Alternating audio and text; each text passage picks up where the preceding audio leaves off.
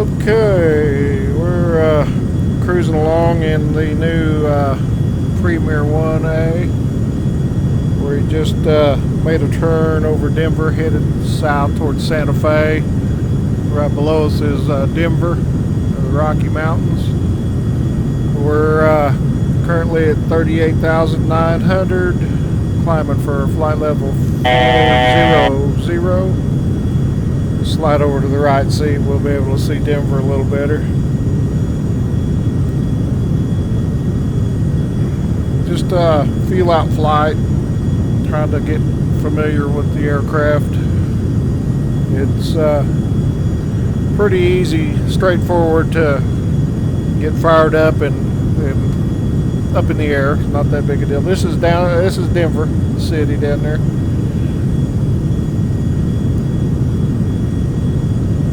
Clouds about.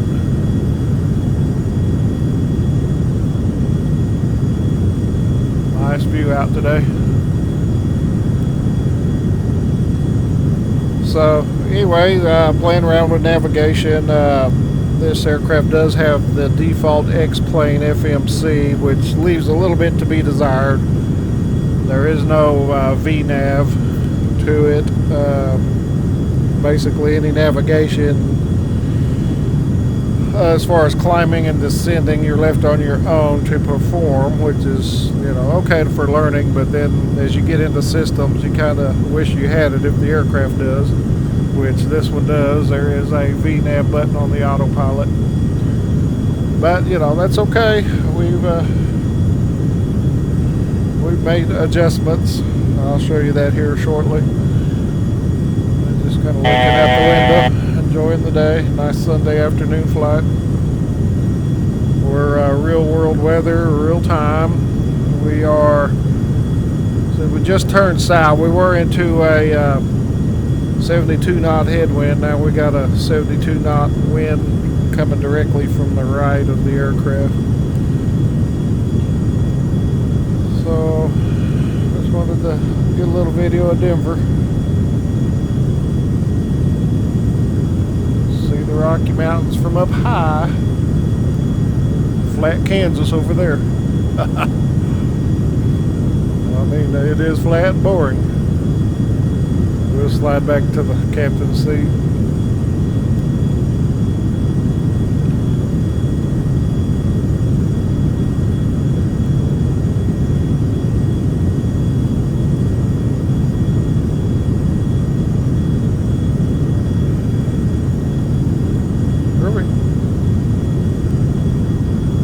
Okay, so we're looking at our performance tables here.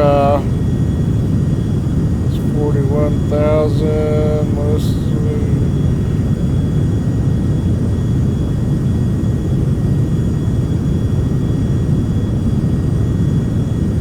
39 to 41. So we're at 40,000. We'll just hold it there. We're full throttle, maxed out.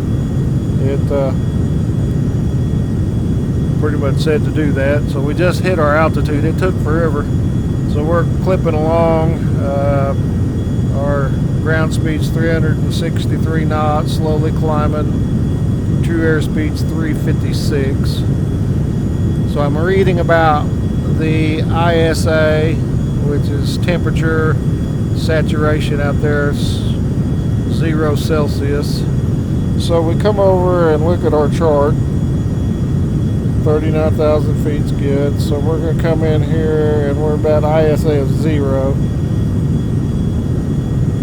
little bigger. So indicated Mach 0.749. And I've got it set. So we'll roll her down to 7.4, 7.5. There's 7.4. So we should be going along at about 429 knots true airspeed. Percent RPM 104.4, which we are at 104 maxed out. So we're burning 914 pounds an hour, and we're getting about 0.470 pounds per nautical mile. So not very good. Hopefully we'll pick up a little bit of speed here and get into the sweet spot of the aircraft fuel burn. So we burned about a quarter tank. Just getting up here. Not a very efficient plane in my opinion, but oh well. Took forever. I mean, I loaded the full fuel and I was maxed out on weight, which is like 12,500. Anyway, that's its max weight. Boy, it was a long takeoff roll, slow lumbering climb up. And you can feel the difference between the Challenger and this as far as engine ability. But yeah, fun little airplane. It's got a beautiful cockpit. I just can't get over how nice this is. Real pilot friendly. There are a few little strange things that are I'm learning. So we're going to head to Santa Fe again just for a test flight. We're 217 miles out. So there's a few things you can do. This is the Collins ProLine 21 avionics package. It consists of the main display, the primary, or not primary, but the other display here, and then the FMC. The FMC, there was two of them in there, and of course it's limited in its functionality from what the aircraft is really designed to do. So what those are on for, we'll leave everything alone.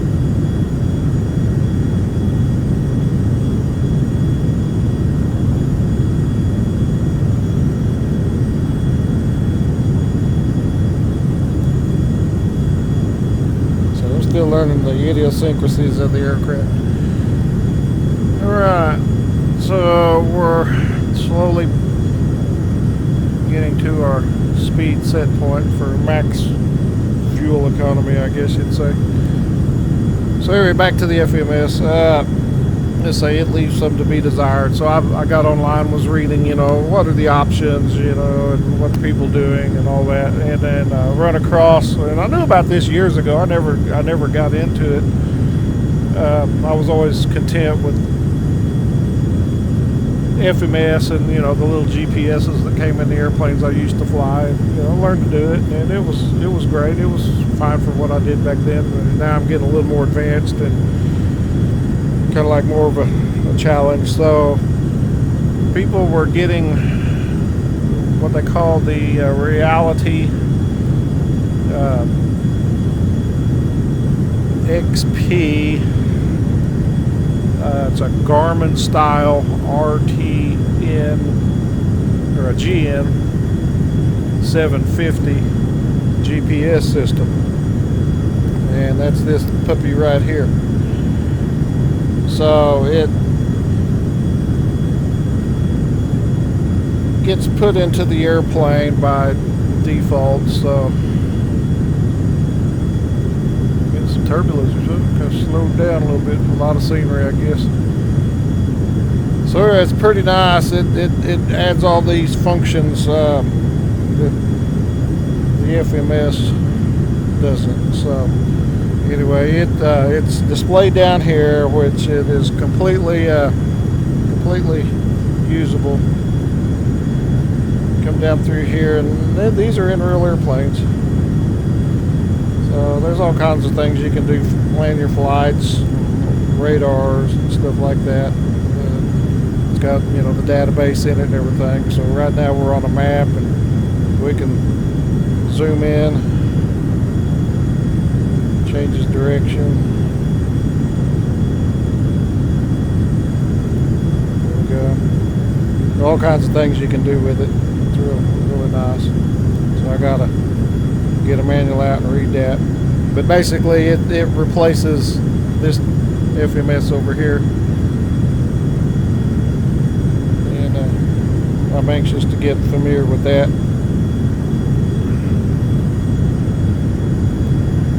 Thought I would share that.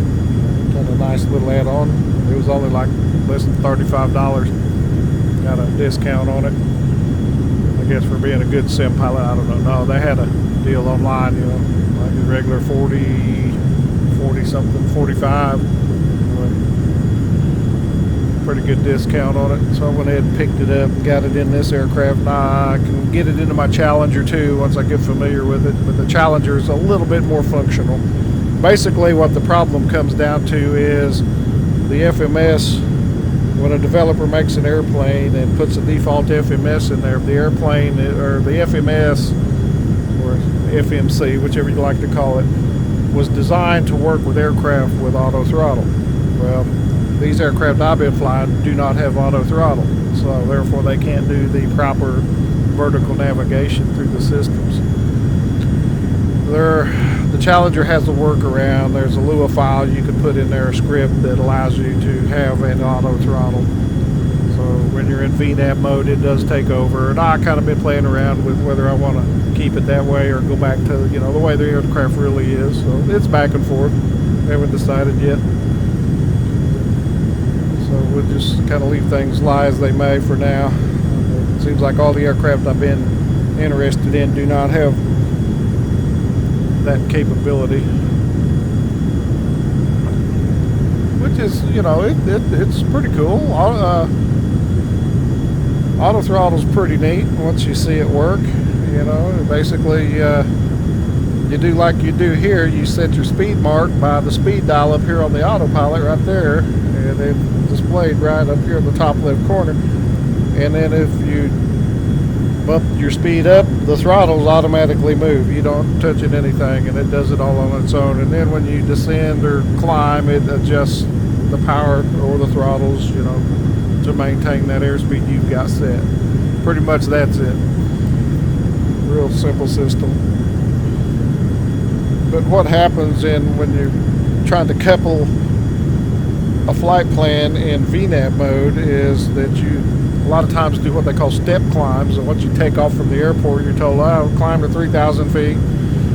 And then, you know, they don't normally just shoot you up to your cruise altitude. It might take 2 or 3 or 4 or 5 steps to get there. So that can all be, you know, done by air traffic control, or, you know, as you cross the waypoints in your flight plan, there are certain restrictions you have to abide by, speed and altitude.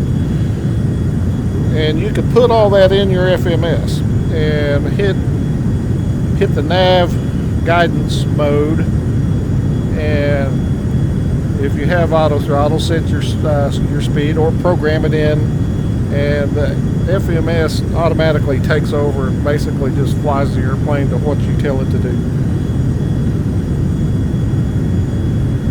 And, you know, that's pretty cool, you know, when you're in complicated airspace, and, you know, a lot of things you got to do right after takeoff, you know, lose your focus and you get out of kilter, and it just kind of gets frustrating that it's not, you know, perfectly smooth takeoffs and climbs and turns, you know, when you couple in ATC trying to talk to you in your ear at the same time. It can get you stressed out. It's pretty awesome. So anyway, picked that puppy up, putting it through paces here. Little test flight. We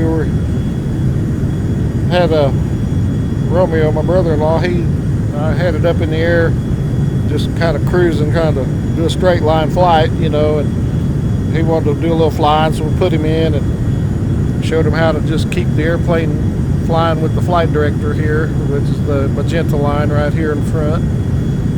The black is the aircraft, magenta is the flight director. So just hold that course, you know, and he was hand flying it for about 30 minutes, you know, and he getting pretty stressed when he come out. Anyway, it was pretty cool to see other people, you know, taking advantage of this and getting in here, trying it, you know, and see their reactions. It's awesome. Everybody's a little different. And some people, you know, really get freaked out. Some jump in here and fly like they've been flying all their lives. So then ended up in Goodland, Kansas. I don't know how he missed Santa Fe, but he ended up in Goodland, Kansas. So I put her on the ground and I had to get into the Garmin there and get a flight plan kind of set up. I wanted to go back to Santa Fe, and I had my first first troubles with RNAV landing there, and I want to go back and get a rematch there. So, conquer it, I guess you might say. So, like I said, I'm still learning. I'm going to have to download the manual, or not download it, but move it to my phone, and that way when I'm on the road, I've got plenty of reading material. They also give you training software, so I'll run through that. I'll get where I'm accomplished with it.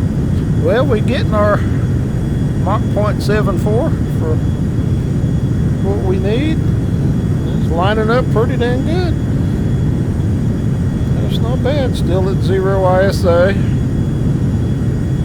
0 ISA. 104.4. We should be doing 429, and we're at 419. Neat. It's pretty nice when the airplane lines up on the numbers.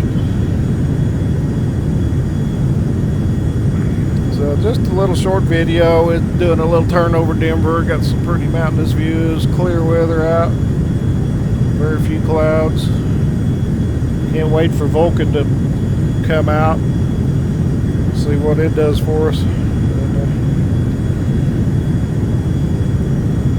Well, have a nice afternoon, and if I get into a decent approach up here, I might just go ahead and record that. So have a wonderful day, and keep the blue side up.